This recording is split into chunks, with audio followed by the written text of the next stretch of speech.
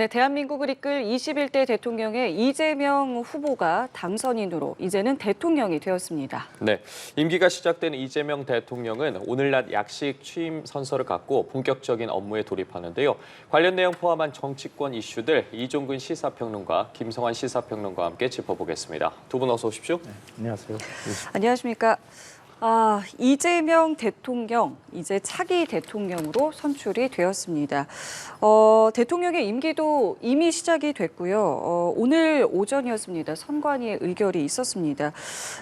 이재명 대통령의 승리로 끝난 대선에 대해서 어떻게 평가하시는지 먼저 좀 들어보겠습니다. 어젯밤과 오늘 어제 이제 방송 3사 출구조사 보고 난 다음에 예. 아침에 자고 일어났더니 또 개표 결과가 달라졌다 이렇게 해서 놀라시는 분들이 있을 것 같은데요. 저도 정치평론을 한 20여 년을 지금 했는데 민심은 역시 굉장히 읽기 어렵다 이런 생각을 다시 한번 절감했습니다. 일단 이번 대선은 내란 종식이라고 하는 내란 심판론이 작동하는 선거였기 때문에 백약이 무효했다. 그건 가장 기본적인 전제로 깔고 얘기해야 될 것 같고요. 만약에 그 계엄 선포 이후에 국민의힘 의원들이 윤석열 전 대통령하고 확실히 절연하는 모습을 보였더라면 지금과 같은 이런 이제 투표 결과가 나타나지는 않았을까 그 가능성이 있다. 그러니까 훨씬 더 민주당하고 국민의힘 지지율이 격차가 좁혀졌을 가능성이 높다 이렇게 보고요. 또 하나는 선거 막판에 이재명 후보, 그러니까 이재명 대통령 가족 리스크가 부각이 됐잖아요. 일종의 이제 네거티브 전이 시작이 됐던 건데요. 개표 결과를 보고 나서 판단을 해보니까 그게 일정하게 먹힌 측면이 있겠다 이런 생각을 했습니다. 감성에 이제 호소하는 모습들을 김문수 후보가 많이 보였거든요. 근데 이게 일정하게 이재명 후보의 어떤 비호감도를 끌어올리고 반면 결집이 이루어지는 양상으로 갔던 것 같고요. 그게 곧 일종의 보수 결집과 함께 같이 작동하면서 방송 3사 출구조사에 응했던 사람들이 자기의 마음을 좀 숨겼던 것이 아닌가 그렇게 좀 생각이 됩니다. 무엇보다도 이건 아마 보수 진영에서 많이 논의가 될 것 같은데요. 이준석 후보의 마지막 개표 결과를 보니까 이준석 후보가 8.34%를 얻었거든요. 예. 근데 이준석 후보하고 그다음에 김문수 후보 득표를 합쳤을 경우에 이재명 후보보다 앞서는 것으로 계산이 될 수 있거든요. 예. 물론 이준석 후보가 받은 득표가 반드시 그 단일화를 했을 때 단일 후보한테 간다 이렇게 전제를 하기는 어려울 것 같다고 생각하지만 보수 진영에서는 앞으로 이준석 후보가 보수가 승리하기 위해선 일단 단일화의 주 대상이 되고 그 가치가 조금 더 올라가는 현상이 나타난 것 같다. 그러니까 성폭력 발언 때문에 굉장히 지지율이 10%대에서 두 자릿수에서 한 자릿수로 떨어지긴 했으나 보수진영 내부에서 이준석 후보의 존재감이 완전히 사라진 건 아니다라고 하는 게 개표 결과에서 확인됐다는 점에서도 나름 의미가 있다고 생각합니다.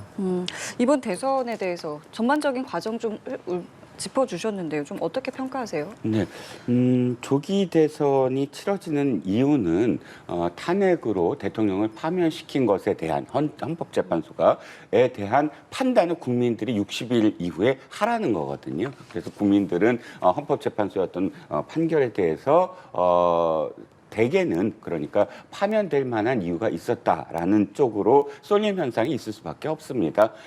그러니까 지금 그 조기 대선의 결과는 사실상 계엄에 대한 심판 맞거든요. 그런데 계엄에 대한 어떤 심판이 굉장히 큰 그런 어떤 이슈임에도 불구하고 이재명 후보 대통령이 50%를 넘지 않았다라는 점, 그다음에 이 김문수 후보 그러니까 계엄을 자행한 대통령을 선출했던 그 대통령이 있었던 어떤 정당의 후보가 그래도 40%대를 넘었다. 이 두 가지 점은 이재명 대통령이 앞으로 통합을 왜 해야 되는가에 대한 이유가 충분히 될 수 있을 거라고 봅니다. 50%가 만약에 넘었다고 한다면 자신이 지금까지 꿈꿔왔던 여러 가지 어떤 정책들, 국정 운영의 방향들을 그대로 해도 된다는 뜻으로 받아들일 수 있겠지만 50%는 넘지 않았고 또 2위의 어떤 그런 그 득표율 자체가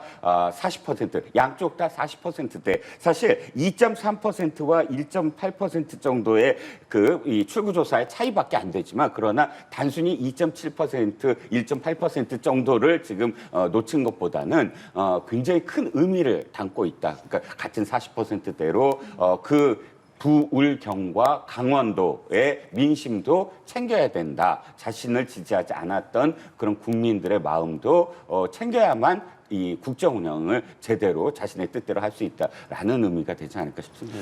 굉장히 중요한 말씀 해주셨는데요. 50%를 넘지 못했잖아요. 예. 저는 이제 방송 3사 출구조사 보면서 넘을 수 있을 거다라고 생각을 했고요. 또 투표율이 79.4가 나왔기 때문에 박근혜 전 대통령이 51.55를 받았는데요. 그 이후에 국정에 일단 그 동력이 확실히 실리는 정부가 탄생할 수 있겠구나 이런 기대를 했는데 50% 밑으로 떨어졌어요. 지난 총선이 전 떠올랐는데요. 지난 총선 때 민주당이 야권이 의석 200석을 넘는다고 하는 전망이 많이 나왔는데 결국은 그 의석을 못 넘겼어요. 그러니까 192석, 개혁신당까지 합쳐서 192석이었고요. 개혁신당을 빼더라도 189석이었거든요. 그게 일종의 통합하라고 하는 국민들의 신호였다 이렇게 해석을 했거든요. 그러니까 이번에도 역시 마찬가지로 민주당한테 그 과제를 그대로 국민들이 집단지성으로 보여줬다 이렇게 생각합니다. 그러니까 과반을 넘겨줬을 때 물론 국민의힘이 독재다 이런 이제 프레임을 작동하게 만든 측면들도 있기는 하지만 국민들이 바라볼 때 그랬을 때 또 다른 어떤 현상이 나타나지 않을까라고 하는 불안감이 일정하게 생겼던 측면도 있는 것 같아요.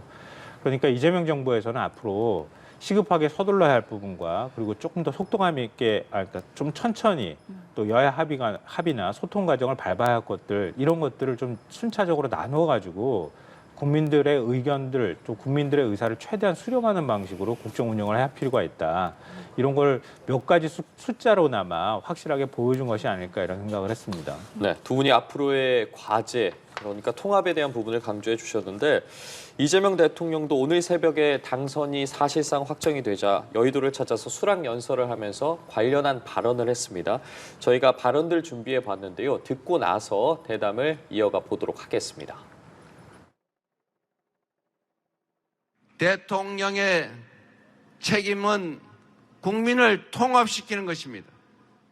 큰 통치자가 아니라 국민을 크게 통합시키는 대통령의 그 책임을 결코 잊지 않겠습니다. 온 힘을 다해서 여러분들의 이 고통스러운 삶을 가장 빠른 시간 내에 가장 확실하게 회복시켜 드리도록 하겠습니다. 국민의 생명과 안전을 지키는 국가의 제1의 책임을 완벽하게 이행하는 안전한 나라를 꼭 만들도록 하겠습니다. 네, 이재명 대통령의 발언 듣고 오셨는데요. 두 분이 말씀하신 것처럼 어쨌든 통합에 대한 부분을 가장 먼저 이야기를 했고요. 그 외에도 내란 극복과 경제 회복, 한반도 외교 문제 등 여러 언급을 했습니다. 수락연설에 대해서는 좀 어떻게 들으셨어요? 말씀해주신 그 앞으로 해결해 나가야 될 과제에 대한 어쨌든 언급을 한 것 같습니다. 네, 그렇습니다. 그러니까 선거 유세 기간 동안 공식적으로나 비공식적으로 약속했던 부분들을 집약해서 수락연설에 다 담아낸 것 같고요. 보수적 가치라는 측면에서 왜 굳이 보수적 가치라는 측면에서 바라보고 싶냐 하면 이재명 후보가 민주당 후보로서는 이재명 대통령이 후보 시절 그러니까 민주당 후보로서는 상당히 보수라는 어떤 그런 가치에 대해서 수용하겠다. 그리고 당조차도 중도 보수당이다라고 명명하면서 진보냐 보수냐 상관없이 실용적으로 어떤 국정 운영을 하겠다라고 이야기했으므로 수락연설상에서 보수적 가치라는 측면에서만 바라봤을 때 첫 번째는 한반도와 관련된 한반도 안보와 관련된 어떤 부분에서 억제력 그러니까 대북 관련해서 국방력을 최대치로 끌어올려서 대북 억제력을 끌어올린 그 기반 하에서 평화라는 그런 그 이슈 평화라는 하드를 한반도에 정착시키도록 뭐 대화, 뭐 북한과 대화하겠다 이런 어떤 표현에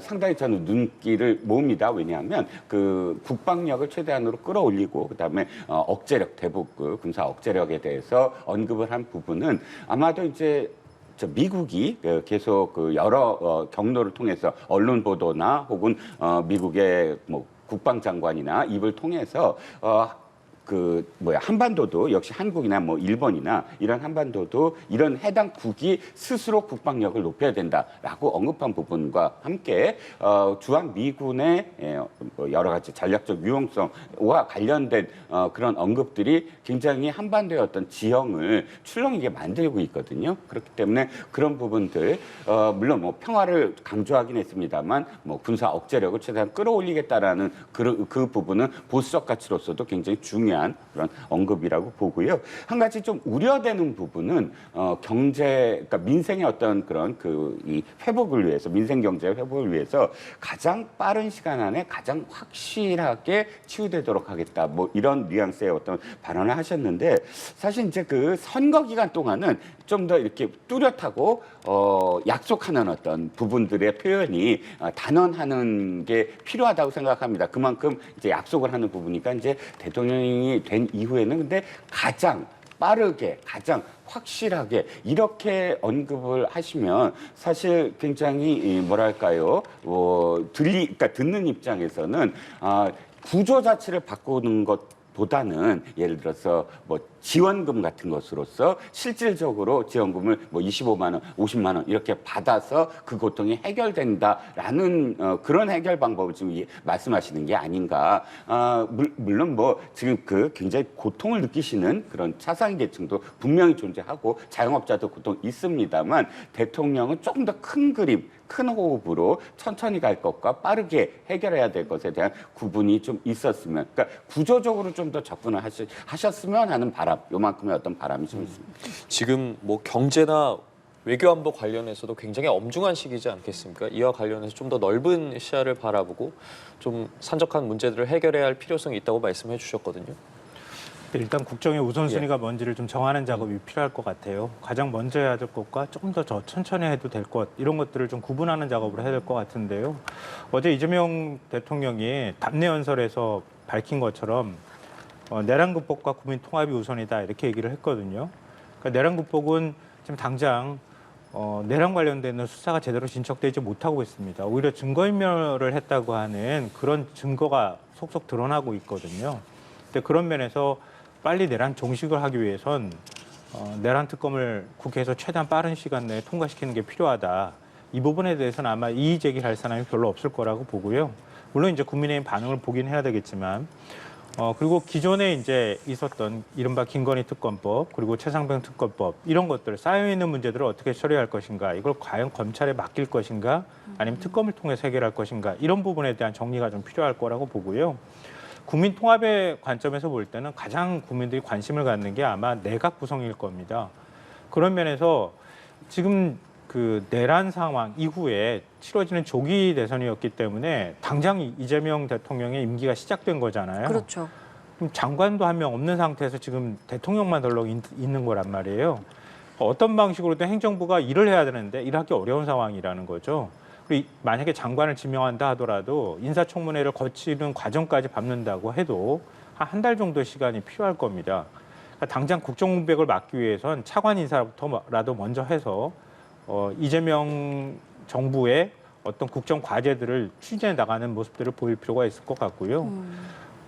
그리고 지금 이제 총리하고 안보실장이나 그다음에 대통령실 비서관급 인사들이 일부 이제 그 예. 하마평에 오르고 있는 상황인데 빨리 신속하게 해야 될 부분들을 신속하게 처리하는 게 필요하다. 과거 문재인 대통령도 역시 마찬가지로 그런 방식들을 취했거든요. 예. 그러니까 그 우선순위를 만들어야 될 필요가 있을 것 같고요.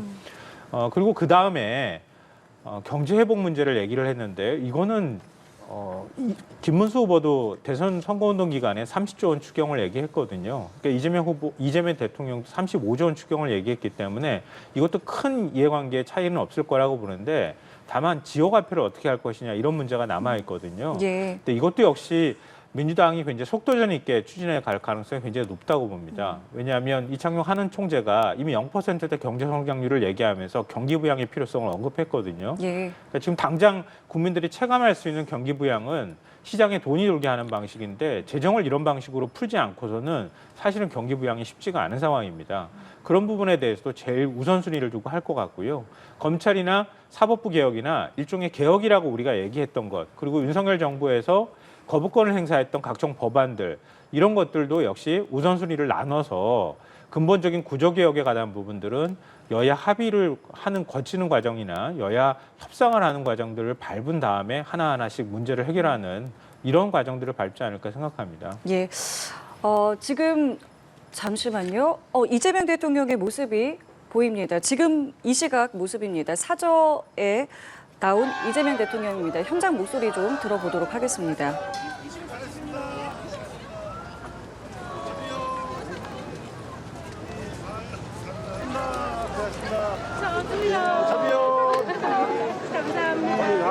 감사합니다. 여사님 감사합니다. 네, 조금만 가주세요. 네.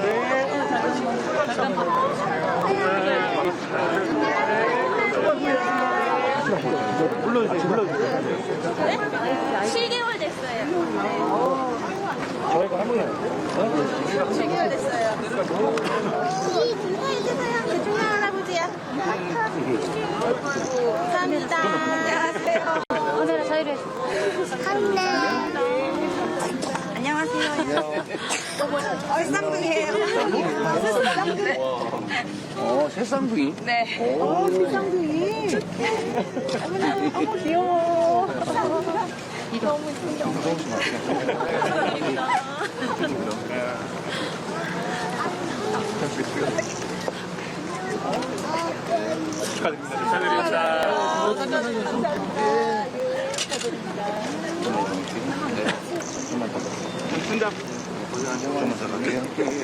예, 공식 일정을 시작하기 위해서 사저를 나선 지금 이 시각 이재명 대통령 부부의 모습입니다. 지금은 주민들 그리고 또 지지자들과 간단하게 악수를 하고 인사를 건네는 모습을 보실 수 있습니다. 조금 전에는 아이에게도 인사를 건네는 모습도 보실 수 있었고요.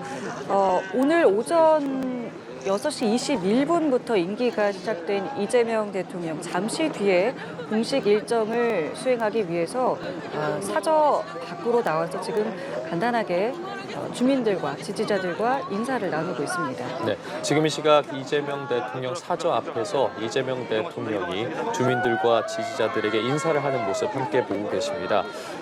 이 대통령 사저 앞에 주민과 지지자들 수백 명이 현재 모여서 태극기를 흔들면서 취임을 축하하고 있다는 소식이 전해지고 있는데요. 앞서 말씀드린 것처럼 이재명 대통령 오늘 오전 6시 21분부터 임기를 시작했습니다. 임기 시작과 함께 이 대통령 곧바로 군 통수권도 이양을 받았고 이제 사저를 출발해서 현충원 참배로 새 정부의 시작을 알릴 것으로 전해졌습니다. 그 후에는 취임 선서를 국회에서 진행할 것으로 보이는데요. 인수위원회 없이 바로 정부가 출범하는 만큼 이 과거와 다르게 외부 인사를 대규모로 초청하는 대신에 간략하게 선서하는 것으로 행사를 마무리할 것으로 예상됩니다. 예, 지금 말씀드린 공식 행사를 하기에 앞서서 지금 사저 앞에 나와 있는 주민들과 또 지지자들과 인사를 나누고 있습니다. 당선을 축하하는 현수막도 아파트에 걸려 있는 걸 저희가 앞서 볼 수 있었는데요. 지금 지지자들은 새로운 대통령에 대해서 축하하는 또 응원하는 목소리와 응원의 모습을 보내고 있습니다. 잠시 뒤에 말씀드린 것처럼 공식 일정을 수행하게 됩니다. 현충원 참배도 하게 되고요. 취임 선서도 이뤄지게 됩니다. 지금 대통령 부부에게 꽃다발도 전달이 되었습니다. 이재명 대통령의 목소리도 들릴 것 같은데요. 잠시 현장 목소리를 들어볼까요? 지금 사인을 하고 있는 것 같기도 하고요. 잠시 좀 저희가 현장을 보도록 하겠습니다.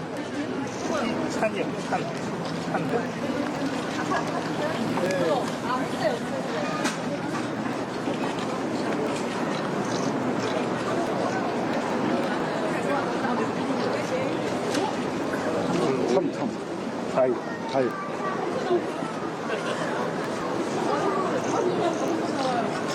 축하드립니다. 네, 제가 감사합니다. 네. 기념사진 한번. 네, 기념사진 한번. 우리 부장장님이 계시니까 꽃다발을 전달받은 이재명 대통령 보고 지금 잠시 공식 일정 수행에 앞서 사진 촬영을 진행하고 있습니다. 네, 앞서는 이재명 대통령의 책으로 보이는 본인이 사인을 하는 모습도 저희가 확인할 수 있었고요. 지금은 영부인인 김혜경 여사와 함께 꽃다발을 들고 나서 기념사진을 촬영했습니다.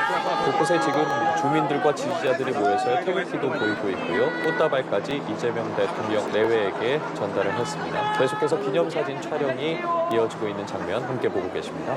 예. 사저에서 당분간은 출퇴근을 할 것으로 보인다라는 앞서 저희 취재 기자의 이제 보도도 있었습니다. 이게 경호 문제라던가 이제 교통 문제 등으로 관저로의 이제 이전 논의도 조만간 이뤄질 것 같고요. 당분간은 이곳에서 출퇴근을 할 것으로 보이는데요. 오늘 그 첫 모습입니다. 사저를 나선 대통령의 모습을 저희가 지금 이 시각 모습이죠. 보여드리고 있습니다. 네, 이재명 대통령 오늘 취임 첫날부터 숨가쁜 일정을 소화할 것으로 보입니다. 지금은 현재 이 시각 이재명 대통령의 사저 앞의 모습이고요.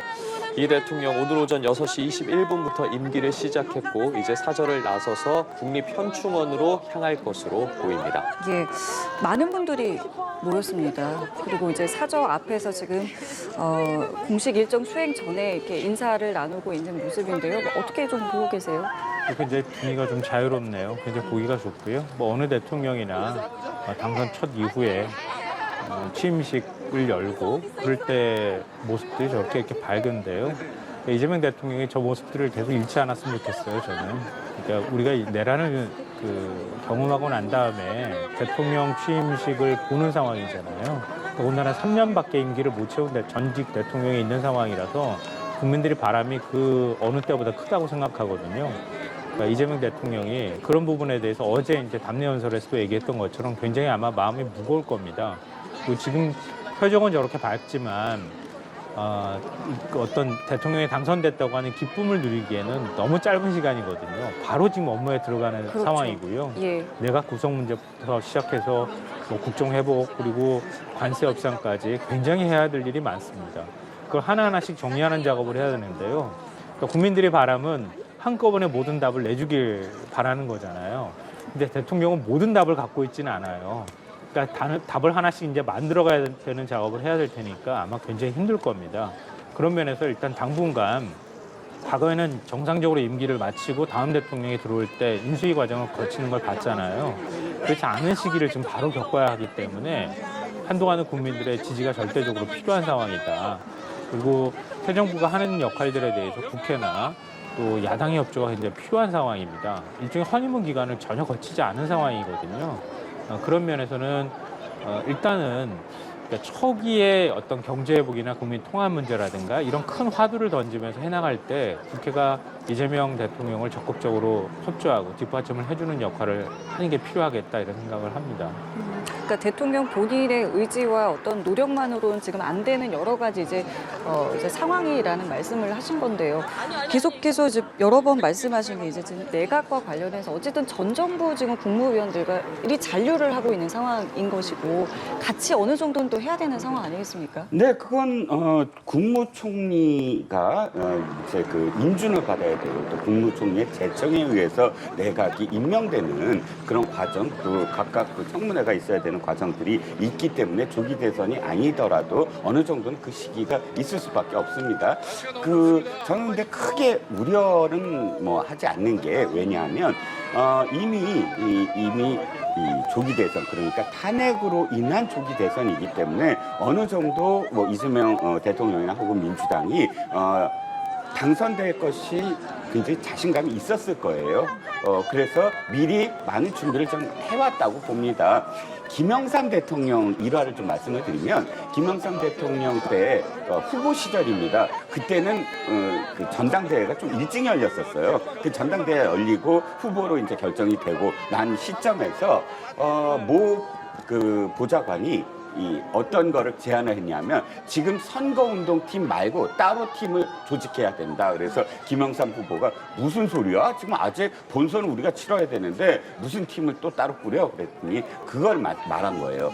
미리 내각을 구성하는 그런 이 인선 작업도 해야 되고 또 검증도 해야 되고 그래서 실질적으로 당선이 딱 대통령으로 당선되자마자 사실은 그런 그 내각이라든지 이런 부분들을 속도감 있게 해야지 당선된 다음부터 그 내각 뭐 인선 추천, 인선 작업하고 그러면 사실상 초기에 주도권을 잡지 못한다, 국정에. 그래서 당시에 김영삼 대통령 후보 시절에 그걸 받아들여서 수개월간 사실 그 작업을 했거든요. 그게 사실 일화로 남아서 많은 어떤 그 다음에 그 대통령 후보로 나서는 사람들이 미리 따로 어떤 그런 팀을 두고 준비를 해왔던 것으로 이렇게 압니다. 그래서 저는 이번에 민주당이 상당히 그래도 뭐 그림자 내각처럼 섀도우 캐비닛이라고도 이야기하면서 당내에서도 누구가 어느 분야에서 어떤 역할을 한다라는 것도 미리 좀 공표를 어느 정도는 했었던 것으로 보여져서 내가 그 인선 작업이 갑작스럽게 이루어지지는 않을 거다.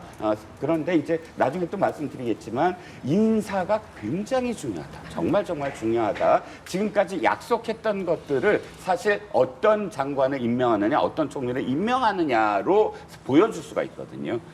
그래서 내 사람만 또는 내가 공신으로서 뭐 이렇게 어떤 장관을 임명하는 그런 내 사람을 챙긴다라고 보여지지 않을 만한 진짜 유능한 사람, 그 다음에 이종교배, 그러니까 전혀 생각지 못한 사람. 예를 들어서 김대중 대통령이 되자마자 김중권이라는 대구 경북 쪽 인사를 국무총리로 임명을 했거든요. 뭐 비서실장으로 임명도 하고 뭐 이런 인사들을 해서 그야말로 인사를 통해서 통합의 메시지를 보여주는구나. 이런 여러 가지 효과가 인사에 충분히 있습니다. 저는 민주당이 오래전부터 그런 작업과 그런 준비들을 해왔다고 믿고 싶습니다. 알겠습니다. 자, 말씀 중에 이재명 대통령 사절을 출발했습니다. 이제는 첫 번째 공식 일정을 수행하기 위해 국립현충원으로 이동을 하고 있는 모습 저희가 보여드리고 있습니다. 앞서도 제가 말씀을 드렸습니다마는 지금 저 사저가 계양구지 않겠습니까? 네. 당분간은 이제 사저에서 지낼 것 같다라는 이제 관측들이 지금 여러 보도들을 통해서 나오고 있는데 이 부분은 어떻게 정리가 되는 걸까요? 일단 한남동 관저가 정리가 돼야 되잖아요. 예. 지금 그 관저에 대해서도 논란이 굉장히 많은 상황이고요. 먼저 그 비서진이 구성이 되고, 그러니까 대통령 비서실이 일정하게 이제 구성이 되는 작업들이 뭐 아마 오늘 내일 중으로 굉장히 최대한 빠르게 비서관급은 예정이 되지 않을까 싶은데요. 그러면 곧바로 관저를 확인을 하는 작업이 필요할 것 같고요. 또 이사를 또 해야 되는 거잖아요. 그러니까 그런 시간이 좀 아마 필요할 거라고 봅니다. 그러니까 계속 지금 개항에서부터 출퇴근을 하기에는 국민 불편이 너무 크다고밖에 볼 수가 없거든요. 그러니까 그런데 일정하게 좀 시간이 필요한 것이 아닐까 싶고요. 지금 이제 이동하고 있지만 어제도 그 여의도까지 이동하는 모습을 봤는데 어제는 교통을 신호등 통제를 하지는 않은 상황에서 경찰이 먼저 가서 신호등이 빨간불인 상태에서 또 차를 통과시키는 이런 모습을 보였는데요. 오늘은 완전히 통제한 상황에서 움직이는 거기 때문에 시간은 좀 짧겠지만 그래도 거리가 있기 때문에 제가 볼 때는 최소한 20분 이상이 걸릴 것 같거든요. 그렇죠. 그러니까 국립현충원까지 이동하는데 물리적 거리가 있는 상황이기 때문에 그러면 도착하는 시간이 10시가 좀 넘은 상황이거든요. 현충원 참배하고 다시 또 여의도로 이동해서 11시에 지금 취임식이 예정되어 있는 상황이잖아요. 그러니까 그러기에도 사실 시간이 좀 빠듯하다 이렇게 보입니다. 그렇습니다. 이 지금 말씀하신 사저도 그렇고 당장 일단 오늘은 이제 용산 대통령실로 간다고 하고 있습니다만은 이 부분에 대해서도 이제 어디서 이제 직무를 이제 본격적으로 할 것이냐 이 부분도 좀 정리가 돼야 되잖아요. 네네. 사실 그러니까 대통령 본인의 경호 문제도 있지만 국민 불편도 생각을 해야 돼요. 인천 계양에서 서울의 중심부터 여의도라든지 또는 용산이라든지 이런 곳으로 이동을 하려면 상당히 시간적인 제약도 있고 또 길이 여러 어떤 경로가 있는 것이 아니기 때문에 경호에 굉장히 문제가 생길 겁니다. 그리고 출퇴근 시간에 굉장히 사실 막히는 러시아워 시간에 막히는 그런 이 인천과 서울 간의 어떤 도로들의 사정을 감안한다면 이 문제는 빨리 해결할 수 있도록 어떤 구조적인 문제를 빨리 검증을 하고 결단을 내려야 될 것 같고요. 차제에는 그 국민들이 동의하지 않거나 또는 여러 가지 어떤 문제점, 전문가들의 문제점을 지적하는데도 불구하고 인위적으로 이런 관저나 또는 뭐 집무실을 옮기는 문제는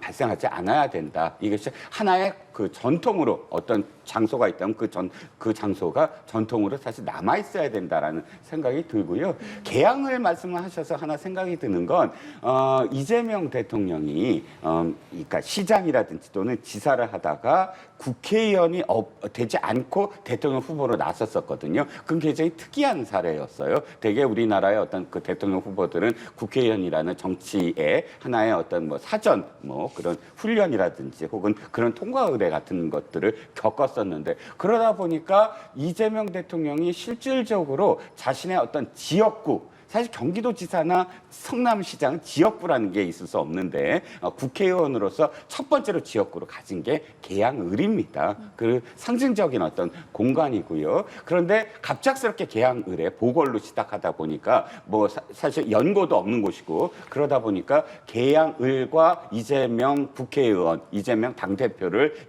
연결되는 어떤 지점이 좀 좀 부족했는데 이번에 대통령으로 선출이 되면서 계양을은 아마 이재명 대통령의 정치적 하나의 어떤 지역 기반으로 확실하게 각인될 수 있지 않을까. 그래서 계양을 주민들이 뭐 기뻐하는 것도 어쨌든 우리가 그때 보궐 때 송영길 대표가 있었던 어떤 그 지역구지만 이재명이라는 정치인을 탄생시켰다. 이 대통령으로 탄생시켰다라는 자부심을 아마 가지기 때문에 오늘 저렇게 또 기뻐하는 게 아닌가 싶습니다. 알겠습니다. 이재명 대통령 지금 사절이 이제 출발했고 저희가 사저와 관련한 부분 또 대통령 관저에 대한 부분도 짚어봤는데 이제 임기가 시작이 됐기 때문에 그렇다면 어디에서 직무를 보게 될지도 관심인데 선거 기간 동안 이재명 대통령 같은 경우에는 청와대를 보수한 후에 이제 집무실로 사용하겠다라고 했는데 당장은 어쨌든 사용하기 힘든 부분이지 않겠습니까? 네, 그렇죠. 보안 점검도 필요하고요, 통신 점검도 필요하고 여러 가지 이제 준비 작업이 필요할 겁니다. 근데 길게는 6개월, 짧게는 한 2개월 정도 보는 것 같아요. 왜냐하면 청와대가 그대로 이전 상태대로 있었다고 하면 모르겠는데 일반인들이 다 들어가 있는 공간이 돼버렸잖아요. 그러니까 보안 점검이라고 하는 게 뭐 쉽게 말씀드려서 누가 도감청할 수 있는 시설을 심었을 수도 있는 거거든요. 근데 그거는 사실은 완벽하게 점검하는 데는 상당한 시간이 필요할 거예요.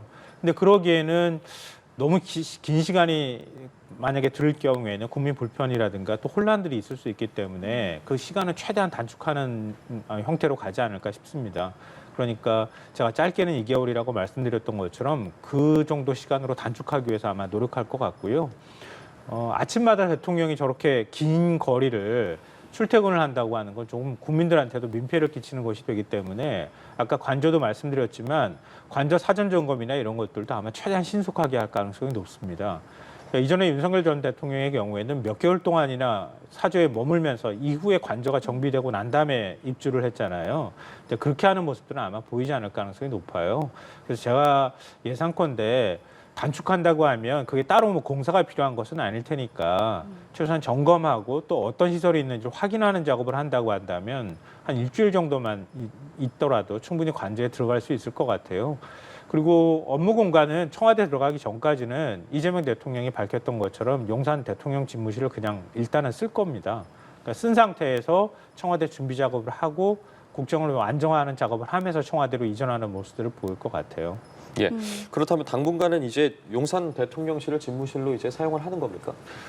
그럴 수밖에 없겠죠. 지금 뭐 김성환 평론가도 말씀하셨지만 일단 내부 구조에 대해서 너무 많이 노출이 됐어요. 청와대가. 그렇다면 그 일반인들까지 모두 다 청와대의 모든 어떤 구조들을 속속들이 알 수 있는 공간이 돼버렸거든요. 그것을 그대로 예전에 어떤 공간 그대로 들어간다는 건 사실 보안상 민주당에 굉장히 큰 문제가 생길 거예요. 그렇다면 이전에 그러니까 윤석열 대통령 이전 대통령들이 머물던 청와대 내 관저라든지 혹은 집무실을 그대로 둘 건가에 대한 고민을 기본적으로 해야 되는 어떤 부분이 있고요. 그러니까 뭐 2개월이라고 말씀하시지만 저는 거기에 대해서 조금은 더 국민들이 인정을 해줘야 될 것 같아요. 충분히 보안상이라든지 혹은 여러 가지 어떤 문제점들을 확실하게 검증을 하고 그것들을 리스크를 해지하는 그런 방안을 모색한 다음에 들어가라. 그러니까 불편함 때문에 일찍 들어간다라는 그런 논리보다는 굉장히 안정적인 어떤 그런 이 스케줄을 잡으셔야 된다라고 생각을 하고요. 관저도 그래요. 지금 한남동은 상당히 안 좋은 기억으로 남아 있는 것 같아요. 두 가지 안 좋은 기억이 있죠. 하나는 거기가 12.12 사태 때 사실 반란군이 들어갔던 곳입니다. 그래서 거기에 총격전이 벌어졌던 곳을 하필이면 다시 이제 그 대통령 관저로 사용을 했는데 이 체포 과정에서 생중대로 대통령이 체포되는 어떤 광경을 우리가 목도한 곳이잖아요. 그렇기 때문에 아마도 관저도 새로운 어떤 이미지 또 새로 출발한다는 의미에서 한남동 광저에서 나오는 것이 저는 바람직하다고 봅니다. 알겠습니다. 자, 이렇게 이재명 대통령 사저를 나와서 공식 일정을 수행하기 위해 저희가 지금 말씀드린 것처럼 개항에서 현충원으로 이동을 하고 있습니다. 말씀하신 것처럼 이게 물리적인 거리가 있다 보니까요. 교통을 통제하고는 있습니다만은 다소 시간이 좀 걸리고 있습니다. 자, 이렇게 첫 번째 공식 일정이 일단은 말씀드린 것처럼 현충원을 참배를 하고 오늘 이제 국회에서 취임 선서를 하게 됩니다. 공식 일정에 대해서는 좀 어떻게 보고 계세요?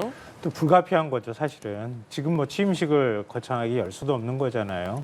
그렇기 때문에 바로 또 임기가 시작이 됐고요. 이제 일하는 모습을 보여줄 수밖에 없는 상황이니까 최대한 뭐 모든 것들이 약식으로 진행될 수밖에 없는 상황이라서요.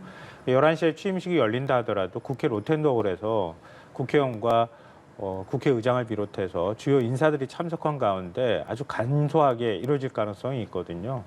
그러니까 과거 2017년 박근혜 전 대통령 탄핵 이후에 치러진 대선 끝나고 그다음에 문재인 대통령이 바로 취임을 했을 때도 취임식이 30분 정도밖에 안 걸렸어요. 굉장히 짧았죠. 네, 취임 선서하고 그다음에 취임 연설하고 사실 인사하고 끝내는 이 정도 수준이었단 말이에요. 그러니까 오늘도 만약에 11시에 열린다고 한다면 12시 전에는 다 취임식이 끝나고 곧바로 용산 대통령실로 이동하는 모습을 우리가 보지 않을까 싶습니다. 그러니까 모든 게 다 초스피드로 이루어질 수밖에 없는 상황이고 뭔가 준비가 되지 않은 상태에서 국정을 운영할 수밖에 없는 것이거든요. 그런 면에서는 아까 섀도우 캐비넷도 말씀하셨지만 민주당에서 나름 준비를 했다 하더라도 모든 준비가 다 완벽하게 되기는 어려웠거든요. 그리고 또 그 사이에 대선 국면을 지나면서 국민들의 여론 흐름이 또 바뀐 측면들도 있고요. 국민 통합이라는 같이 아까 제가 말씀드렸던 것처럼 더 지금 필요한 상황이기도 하거든요. 그럴 때 인사를 어떻게 상징적으로 할 것인지 이걸 국민들이 제일 1순위로 평가할 가능성이 높고 그 인사에서 만약에 좀 과거에 우리가 많이 봤던 것처럼 인사 검증 과정에서 만약에 낙마하는 장관 후보가 생긴다거나 뭐 이럴 경우에는 굉장히 여론이 나빠질 가능성이 높거든요. 예. 그런 면에서도 굉장히 좀 신중하게 인선 작업을 할 것으로 보이고요. 또 일단은 총리 인선을 제일 먼저 받아야 되는 상황이기 때문에 총리 인준안이 통과되는 것과 함께 장관 인사가 같이 있어야 되거든요. 왜냐하면 총리가 제청하는 형태로 돼 그렇죠. 있어서 예. 총리가 장관을 제청한다 하더라도 일괄적으로 한꺼번에 하기보다는 좀 단계적으로 발표하는 모습들을 보이지 않을까 생각합니다. 그러면 좀 구체적으로 이 인선과 관련해서 질문을 드리면 일단 말씀하신 것처럼 하마평에 오른 인물들이 벌써 나오고 있습니다. 총리에는 민주당 4선의 김민석 의원, 비서실장에는 3선의 강훈식 의원이 내정된 것으로 지금 전해지고 있는데 전략통이라고 흔히 저희가 이제 이야기하는 인물들이고요. 이 첫 인선에 대해서 그러니까 보통은 이제 인선을 보면 그 방향성을 이제 저희가 유추할 수 있다 하는데 어떻게 좀 평가하세요? 글쎄요, 저는 이제 기대와 그다음에 뭐 희망 이런 사실 그런 초점에 맞춰서 오늘 말씀을 좀 많이 드리려고 하는데 그럼에도 불구하고 지금 오른 인물들의 아쉬움은 좀 있습니다. 비교적 그러니까 강훈식 의원 같은 경우는 친명이라고 분류되지 않는 그런 의원이고 지금 그러니까 민주당에서 이재명 대표 체제에서 특별히 어떤 큰 롤을 맡고 하지 않았던 의원입니다. 그렇기 때문에 강훈식 의원을 이제 비서실장으로 임명을 한다고 한다면 나름 그런 점에서는 아마 의미를 부여할 수 있을 것 같긴 한데 김민석 총리와 관련된 하마평은 많이 아쉬워요. 뭐 물론 아직 임명이 되지 않았기 때문에 제가 뭐 아쉬움을 깊게 말씀드리는 건 좀 그렇긴 하지만 왜 아쉽냐면 두 가지 이유입니다. 지금 통합 있잖아요. 통합의 메시지를 또 수락연설에서 또 했고 또 아마 어제 오늘 많은 평론가들이 제일 먼저 해야 될 일에 대한 질문을 받았을 때 통합이라는 말을 제일 많이 했을 겁니다. 그런데 그 통합이라는 게 사실 구체적으로 무엇을 어떻게 하는 게 참 힘들어요.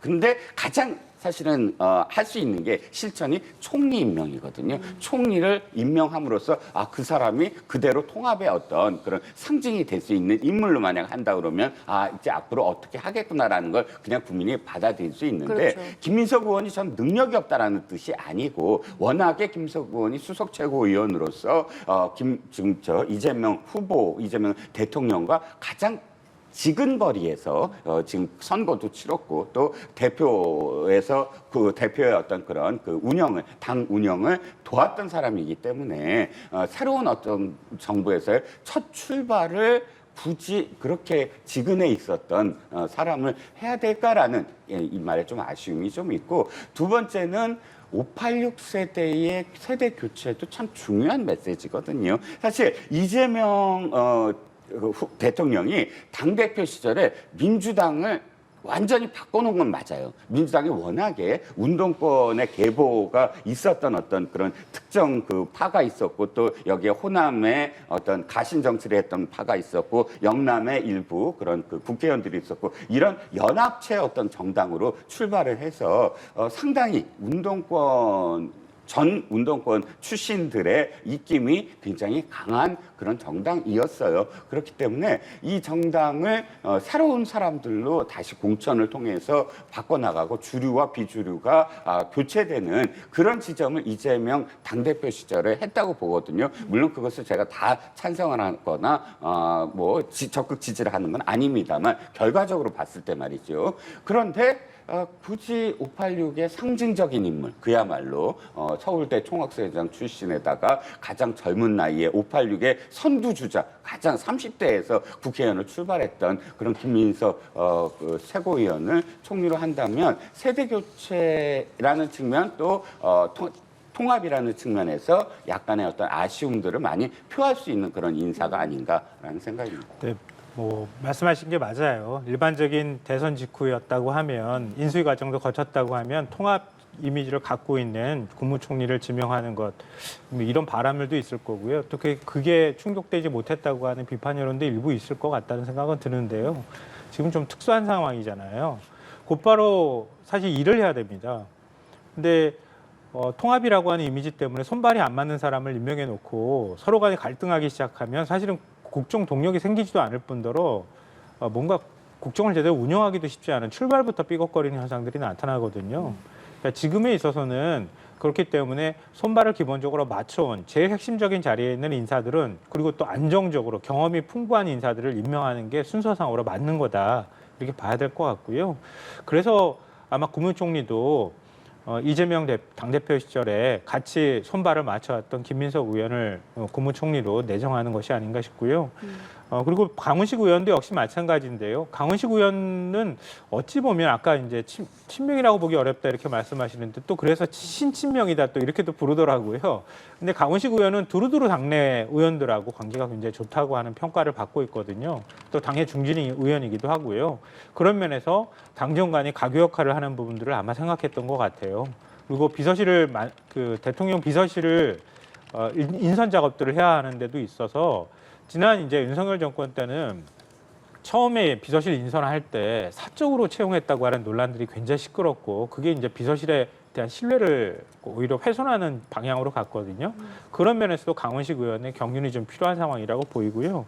국가안보실장도 위성락 의원, 지금 비례대표 의원이죠. 외교부 출신이기도 하고요. 주 러시아 대사도 거쳤기 때문에 특히 이제 지금 관세 협상을 미국하고 해야 되는 상황이기도 하고요. 또 안보 문제도 상당히 좀 안 좋은 상황이잖아요. 대북 관계도 안 좋기도 하고 특히 러시아하고도 관계가 좋지 않기 때문에 그래서 아마 지금 하말평에 오르는 것이 아닌가 싶고요. 그래서 김현정 지금 특보도 사실 통상협상 그 통상교섭 본부장을 좀 지내기도 했었잖아요. 그래서 역시 같이 지금 그 하말평에 오르는 것 같아요. 그리고 국정원장도 이종석 세종연구원 수석 연구위원인데요. 그러니까 문재인 정부 시절 그리고 노무현 정부 시절에 통일부 장관을 지내기도 했고요. 그러니까 그런 경력 있는 인사들을 가장 중요한 자리에 일단 먼저 앉혀서 국정을 안정화하는 작업을 하고 그리고 난 다음에 그 다음에 장관 인선을 할 때 지역 안배라든가 국민 통합이나 또 이재명 대통령이 얘기했던 것처럼 유능이라는 관점에서 유능이라고 하는 관점이 먼저 들어가게 된다고 하면 지역이냐 이념이냐 이건 그 다음 순위로 갈 가능성이 있거든요. 그 부분에 대한 내각 인선을 어떻게 할 것인가 이 부분들을 좀 주목해 볼 필요가 있다고 생각합니다. 제가 너무 박하게만 지금 새 정부 출범하는데 하는 것 같아서 저 숟가락 하나만 더 얹으면 예. 그 위성락. 말씀하신 이거 외교안보 그쪽도 말씀 같이 위성락 부탁드릴게요. 의원을 예. 지금 중용하는 것에 저는 의미를 좀 부여합니다. 왜냐하면 이성락 의원은 외교부의 사실 꽃이라고 할 수 있는 북미국장을 역임을 했어요. 그리고 왜 굳이 제가 이성락 그 의원을 얘기하냐면 이종석 국정원장이 지금 내정됐다라는 설이 있잖아요. 예. 그러면 이종석 국정원장과 위성락 지금 그 의원과는 사실 참여정부 시절에 대립됐던 사람들이에요. 이종석 통일부 장관은 대표적인 자주파였어요. 그러니까 미국과 우리가 지금 동맹도 중요하긴 하지만 독자적으로 우리가 전시작전권도 갖고 와야 되고 또 우리 스스로 안보도 지켜내야 되고 북한과 대화를 해야 된다. 미국 눈치 너무 보면 안 된다라고 주장했던 게 이종석 장관이었고 그다음에 위성락 국장은 그 안에서도 사실은 굉장히 아니다. 한미동맹이 굉장히 중요하다. 북미국장 출신이기도 하고 해서 한미동맹을 굉장히 중요하게 생각했던 부분이고 그래서 참여정부 내에서 사실 굉장히 충돌이 많았거든요. 드러나는 충돌도 굉장히 많았어요. 그래서 이 자주파, 동맹파는 어떤 대립 관계였는데 골고루 어쨌든 위성락이라는 동맹파의 어쨌든 한 축을 또 등용하면서도 이종석이라는 자주파의 인물을 또 국정원장에 내세운다. 이거는 한쪽으로 쏠리지 않는다라는 의미로도 들리고 또 위성락 의원이 그 지금 캠프 시절에서도 외교라든지 안보라든지 이런 부분에서 상당히 이재명 지금 후보를 안정감 있게 그러니까 이 보수주의자들이 바라보기에도 상당히 안정감 있는 그런 공약들을 내게 만드는데 굉장히 도움을 줬다라는 어떤 이야기도 들리고 해서 이 부분과 관련해서는 상당히 의미를 부여할 수 있다라고 생각을 합니다. 알겠습니다. 현재 상황도 다시 좀 말씀을 드릴게요. 개항 사저에서 출발한 이재명 대통령 지금 동작구에 있는 현충원으로 이동을 하고 있습니다.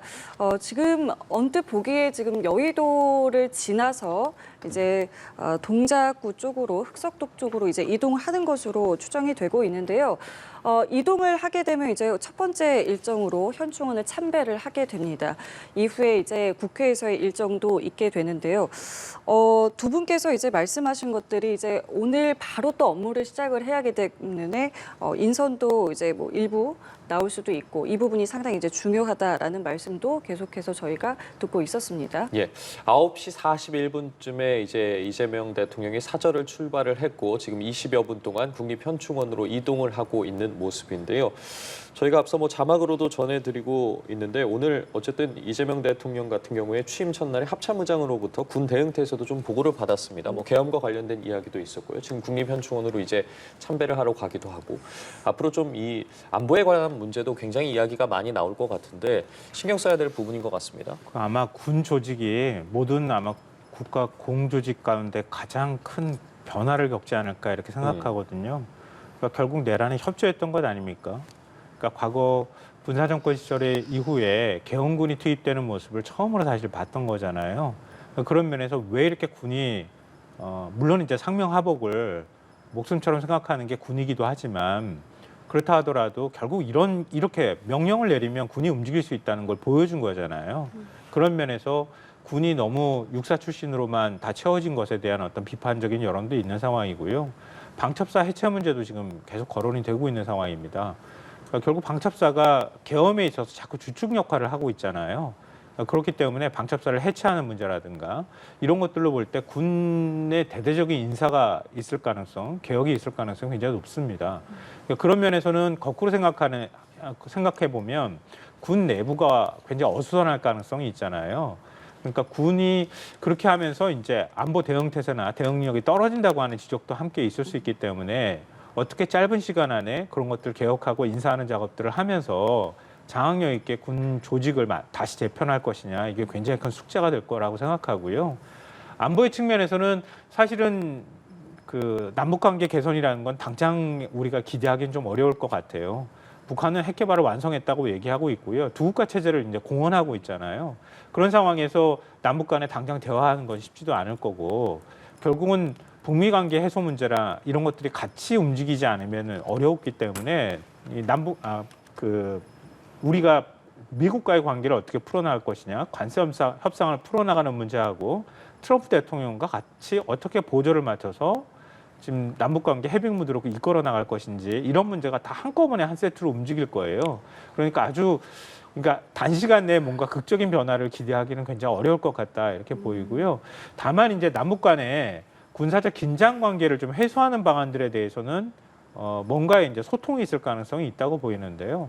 남북 간에 남북 군 통신 연락선조차도 지금 연결이 안 되고 다 끊어진 상황이거든요. 언제 어떻게 국지전이 발생해도 서로 간에 그게 전면전으로 확대된다 하더라도 과히 이상하지 않은 굉장히 긴장 국면이 조성되어 있는 상황입니다.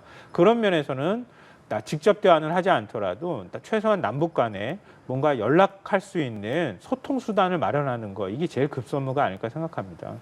네, 오늘 이재명 대통령이 합참의 장관에 전화해서 저는 굉장히 중요한 언급을 했다고 생각합니다. 그 언급이 뭐냐면 이번 그 계엄 사태에서 군이 소극적으로 대응한 것에 대해서 높이 평가한다라는 발언을 했습니다. 저는 진즉에 사실은 이런 발언들이 좀 나왔어야 됐다라고 생각을 하는 게, 물론 민주당의 표현대로 뭐 당시에 의원들과 또는 시민들이 계엄을 저지한 것 일부 저는 인정을 합니다. 그런데 실질적으로 계엄이 무산된 데에는 군인들의 거부, 그러니까 군인들이 자신의 존재 이유가 특정한 어떤 사람에 충성하기 위해서가 아니고 국가와 국민의 안보를 책임지는 그런 자리이기 때문에 상명하복이더라도 부당한 명령을 받을 수 없다라고 현장 지휘관들이 판단하지 않았다면 사실 계엄은 성공했을 거예요. 그런데 지금 우리가 헌재에서의 그 파면 과정에서도 들었고, 또 지금의 재판, 그러니까 내란 수계 재판에서도 듣고 있듯이 현장 지휘관들이 명령을 불복한 게 굉장히 많아요. 예를 들자면 4명이 한 조씩 끌어내려라는 현장 지휘관에 전달이 됐지만 현장 지휘관의 판단으로 그것을 그대로 실행하지 않았던 것. 그다음에 후속 부대, 그러니까 국회에 진입하는 후속 부대가 있어야 되는데 그냥 멀리서 계속 대기만 해라고 한 것도 절대로 시민들을 다치게 해서는 안 된다는 생각이었다라고 현장 지휘관이 얘기하거든요. 저는 두 가지 사례만 얘기했죠. 더 많은 지금 현장 지휘관들의 불복 사례가 있었어요. 그리고 그 불복 때문에 계엄은 무산됐고요. 그래서 대통령이 거기에 대해서 평가한 것 굉장히 중요하고, 또 중요한 건 뭐냐면 지금 현장에서 뭐 육사 출신을 비롯해서 어쨌든 장교들이 사실 굉장히 불안해하고 또 이직, 그러니까 군을 떠나려고 하는 움직임이 굉장히 많다고 합니다. 저는 대통령이 그냥 언급만이 아니라 그런 마음을 조금 더 위무해야 된다고 생각을 해요. 지금 사실 국민들이 군인 제복만 보면 계엄하려고 했지라고 사실은 탓하는 분위기도 일정 정도 있거든요. 근데 실제로 군인들은 그렇지 않았다는 거예요. 일부, 그러니까 사령관들이 그야말로 대통령의 명령을 들었을 뿐이지 그런 현장 지휘관의 판단이 아니었다면 뭐 계엄이 있을 수 없다라는 국민들에게 그걸 좀 더 알리고 군인들이 동요되지 않도록 해야 된다라는 점에서 오늘 전화는 의미가 있었다고 봅니다. 알겠습니다. 말씀하신 동안 이재명 대통령 국립현충원에 도착했고요. 방금 내렸습니다. 마침 오늘 이제 오는 금요일이 또 현충일이기도 한데요. 이재명 대통령 부부 첫 번째 외부 공식 일정으로 국립 서울 현충원을 찾았습니다. 전임 대통령들도 이제 통상 취임 첫날 오전에는 이제 현충원 참배를 하지요. 네네. 이게 굉장히 중요한 의식입니다. 왜 사실 되게 굉장히 좀 아쉬웠고 한 게 취임식이에요. 그러니까 현충원을 참배하는 것으로 출발해서 취임식을 하는 이유가 이날은 그러니까 이 지금 현충원은 순국 영령들에게 고하는 자리거든요. 새로운 대통령은 이 장면을 보면서 사실은 우리 국민들이 하나의 어떤 국가, 하나의 민족 속에서 하나의 공동체를 이루고 있구나라는 거를 모두 다 고개를 끄덕이게 하는 그런 통과 의례거든요. 그런 의식입니다. 그리고 이 의식을 지켜보면서 사실 지금까지 한 수십 일 동안 갈라지고 찢어졌던 그런 선거 과정에서의 갈등을 봉합하는 순간이 될 수가 있어요. 그리고 그러니까 취임식에서도 그러니까 이 대통령을 지지하지 않았던 사람도 이 취임식을 보면서 어쨌든 우리가 하나이고 그리고 또 하나의 국가 안에서 대통령이 탄생되는 것을 어쨌든 박수를 쳐준다라는 그런 마음을 들게 만드는 게 현충원에서부터 출발해서 취임 선서하고 하는 과정들이거든요. 네. 그런데 이게 조기 대선이고 하다 보니까 그 취임식을 치르지 못하는 어떤 상황 그리고 뭐 현충원 참배를 하는 건 있지만 그래서 굉장히 아쉽지만 보니까 7월 17일 제헌절에 네. 취임식을 대신해서 이름은 임명식이지만 그런 의식을 대신하는 어떤 가름하는 의식을 치른다고 하니까 저는 이게 단순한 어떤 의식이 아니라 굉장히 중요한 의식이다. 그러니까 승복하는 어떤 과정 그리고 하나로 국가가 또다시 새로운 국가로 출발하는 과정 이런 과정들이 상당히 중요한 어떤 의식이다라고 생각을 합니다. 그러니까 말씀 잘 해주셨는데요. 과거와 미래를 잇는 거죠. 그러니까 대한민국 대통령으로서 정통성을 갖게 만드는 일종의 의식이라고 볼 수 있습니다. 과거 국가를 위해서 호국 영령이라든가 순국 선열한테 보고하는 형식이라고도 볼 수 있거든요. 근데 이건 지금은 민주주의 사회이기 때문에 대통령을 과거 조선시대 왕하고 비트기는 그렇지만 일종의 고하는 거잖아요. 그러니까 우리보다 먼저 국가를 위해서 헌신하신 분들한테 이제 이렇게 됐습니다라고 보고를 하고 그리고 그 행사를 통해서 사실상 대통령으로서의 어떤 지위를 획득해가는 과정이라고 볼 수 있거든요. 그래서 매우 중요한 절차다 이렇게 생각하고요. 그리고 앞서 이제 국방부 얘기 잠깐 나왔으니까 좀 한마디 덧붙여서 말씀드리자면 제 핵심은요.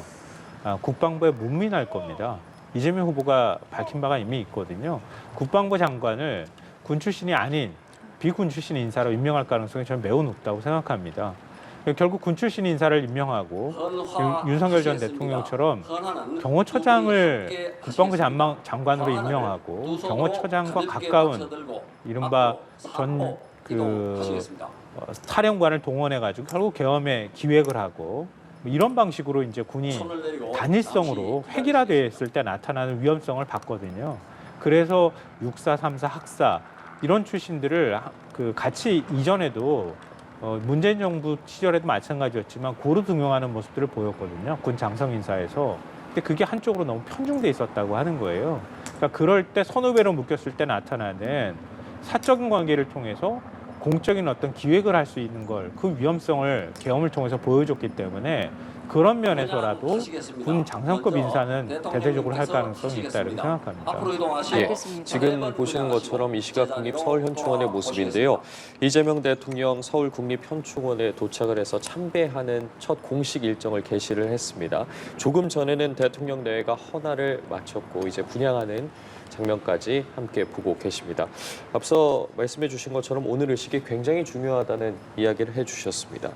지금 저희가 항상 현충원에 방문하는 대통령을 비롯해서 인사들 같은 경우에 메시지를 내놓는 부분도 그렇고요. 방명록을 또 작성하지 않겠습니까? 그 부분에 대해서도 좀 어떤 내용이 담길지도 궁금해지는데요. 네, 대통령, 이재명 대통령이라는 그런 글을 쓰는 첫 번째 방명록이겠죠. 현충원을 지금까지 굉장히 많이 방문을 하셨고 또 방명록에 쓰셨겠지만 오늘의 방명록은 의미가 있습니다. 대통령으로서 어떤 것을 해 나가겠다라고 사실 쓰는 거거든요. 그러면 그것 자체가 물론 과거와 미래 말씀하셨지만 후보 영령들에게 하는 이야기지만 국민들이 받아들였을 때 첫 번째로 대통령이 어떤 국가의 비전을 이야기하는구나, 국가를 어떻게 운영하려고 하는구나를 짧은 글이나마 방명록으로 우리가 알 수가 있게 만드는 것이고요. 사실 왕 말씀하셨지만 조선의 왕도 새로 이제 이 출발을 할 때 종묘사직에 고합니다. 그런 의식이 그대로 있어요. 그리고 또 외국의 대통령이나 외국의 수반들이 우리나라에 와서 현충원에 참배하고, 우리도 마찬가지입니다. 똑같이 미국에 가면 미국의 그런 장병들의 어떤 그런 무덤을 찾아가는 이유가 하나의 국가로서 내가 인정을 하겠다. 당신들의 어떤 그런 뭐랄까요, 하나의 공동체를 인정하겠다. 내가 그 공동체와 함께 하겠다라는 그런 의미로서 현충원을 방문하는 것이거든요. 그래서 오늘의 어떤 현충원은 어쨌든 취임식은 정식으로 벌어지질 않지만 현충원에 참배하는 것으로서 사실 취임식의 어떤 의미를 지금 시작하고 있다라고 보여집니다. 예, 네. 보시는 것처럼 이재명 대통령 내외 고개 숙여 묵념까지 했습니다. 앞서 지난 4월에도 현충원을 참배한 바 있는데요. 대선 후보로 선출된 이튿날이었습니다. 당시에도 참배하면서 김대중 전 대통령 묘역뿐만 아니라 보수 진영의 이승만, 박정희, 김영삼 전 대통령 묘소도 참배를 하면서 통합 의지를 드러내지 않았겠습니까? 굉장히 오늘도 어쨌든 의미 있는 첫 행보일 것 같은데 통합과 관련한 부분 저희가 계속해서 이야기하고 있습니다. 근데 방명록 정치라고도 하잖아요. 대통령이 처음으로 공식적으로 글을 남기는 곳인데 당연히 이제 어떤 글을 남겼는지 관심이 될 수밖에 없고요. 그래서 그 방명록에 뭘 적을지 미리 외워간다는 얘기도 하잖아요. 휴대폰에 예. 적어가지고 옮겨 적기도 하는 그런 모습들이 또 사진에 하기도 했었는데요. 그러니까 취임하는 대통령이 첫 현충원 참배 후에 쓰는 방명록엔 많은 국민들이 아마 기대하는 문구는 국민 통합일 거예요. 아마 저도 그럴 가능성이 있지 않을까 이렇게 조심스럽게 예측하는데요. 그런 면에서 대통령으로서 누구를 배제하거나 예를 들면 반국가 세력이라고 배제하고 나를 지지하지 않았다고 배제하고 이렇게 한다고 하면 앞서 그 현충원 참배의 의미가 사실은 훼손이 돼버리잖아요. 그런 면에서라도 이재명 대통령은 아마 통합적인 관점에서 뭔가 글을 남길 가능성이 매우 높지 않을까 이렇게 예측해 봅니다. 예, 자 국민의 국기에 대한 경례까지 했고요.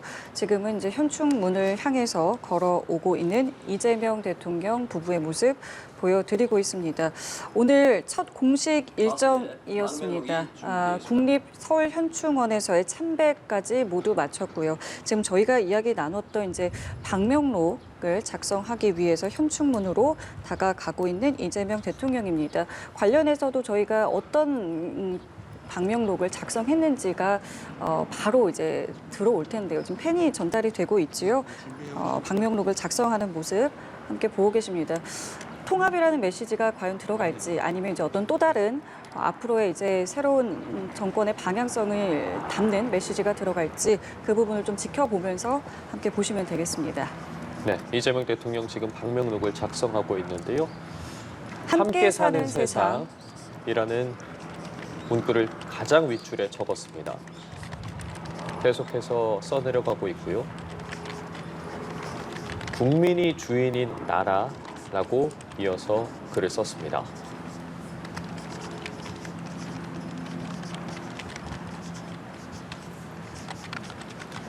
이재명 대통령 국립현충원을 참배한 후에 이제 방명록을 작성하고 있는데요. 가장 상단에 함께 사는 세상이라고 적으면서 계속해서 글을 써 내려가고 있습니다. 국민이 주인인 나라, 국민이 행복한 나라, 국민과 함께 만들겠습니다. 라고 작성을 했습니다. 맨 위에 함께 사는 세상을 이렇게 따옴표를 쳤고요.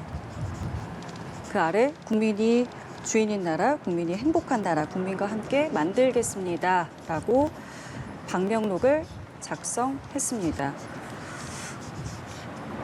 글쎄요, 예상했던 어떤 메시지 였을까요? 뭐 예상했지요. 왜냐하면 이제 수락연설에 담긴 내용도 저런 메시지였고 하지만 그러나 지금 이재명 대통령이 가장 중요하게 생각하는 건 무엇일까를 어쨌든 담아낸 것으로 보입니다. 함께 사는 세상에서 저는 또 김성환 평론가가 강조했듯이 통합이라는 어떤 메시지도 충분히 담겨 있다고 생각을 해요. 예. 그리고 국민이 주인인 나라라는 건 어쨌든 국민이 임명했다. 임명식이라고 그 명명한 것도 국민이 주어가 돼야 된다. 취임이란 건 내가 주어인데 국민이 주어가 돼서 임명을 하는 나를 임명하는 그런 그 절차로 돼야 된다라는 이재명 대통령의 국민이라는 국민에 대한 어떤 자신의 철학을 지금 담아낸 것 같아요. 간단하고 우리가 늘 이렇게 들어왔던 이야기처럼 보이지만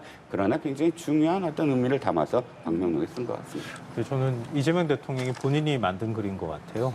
보통 이렇게 조언을 한다거나 옆에서 이런 글을 쓰시면 어떠냐 이제 이런 얘기들을 해줄 수 있잖아요. 근데 보통의 경우에는 저렇게 여러 문장으로 만들지 않거든요. 하나의 문장으로 쓰는 경우가 거의 대부분인데 예. 이런 식으로 함께 사는 세상 그리고 제목처럼 겹다운표를 쓰고 그렇죠. 그리고 난 다음에 국민이 주인인 나라 또 국민이 행복한 나라 또 함께하겠다 이런 메시지를 한꺼번에 다 적지는 않거든요.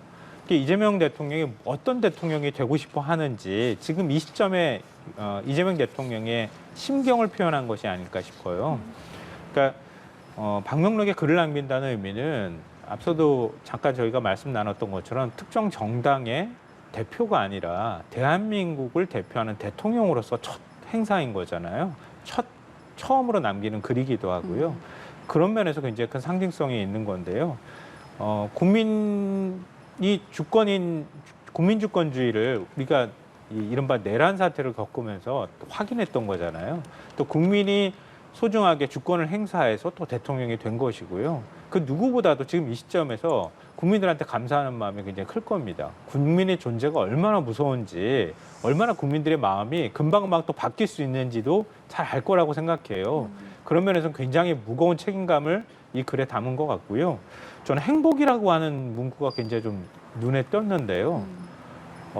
국민 행복이라고 하는 표현을 보통 현충원 방명록에 쓰지는 않거든요. 근데 이건 사실은 이재명 대통령이 앞으로 국정 운영하는 데 있어서 어떤 생각을 할지 일종의 철학을 담은 것이 아닐까 싶어요. 그러니까 우리가 사실은 굉장히 막 허겁지겁 달려온 측면도 있고요. 놓쳐간 측면도 많고 또 지금 경제적으로도 굉장히 어렵고 또 양극화 문제나 이런 것들이 굉장히 사회 갈등 요인이 되고 있기도 하거든요. 그런 면에서 함께 국민들하고 하겠다고 하는 통합 메시지와 함께 또 국민들의 삶이 나아질 수 있도록 노력하겠다고 하는 그 표현들을 행복이라고 하는 단어에 담은 것이 아닐까 그렇게 나름 분석해 봅니다.